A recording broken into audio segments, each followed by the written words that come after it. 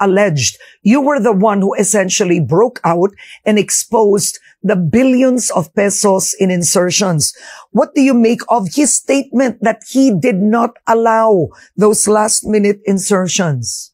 Hindi naman totoo yan, Karen. It is very clear. I've showed you all the details of the projects, of the 13.8 billion. That's why nga hinimay ko yung 13.8 billion at linagay ko bawat pangalan ng bawat isang proyekto, linagay ko amount ng bawat isang proyekto, nilagay ko saan distrito siya pumunta.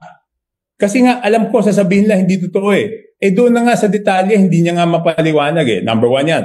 Number 2, sinabi na ng mga congressman doon sa distritong yun, hindi nila ni-request yun. And number 3, yung testimony ni D.E. Alcantara na nagpapatunay na tuwing may insertion si Congressman Saldico, may kapalit na 20 to 25% yun. Okay?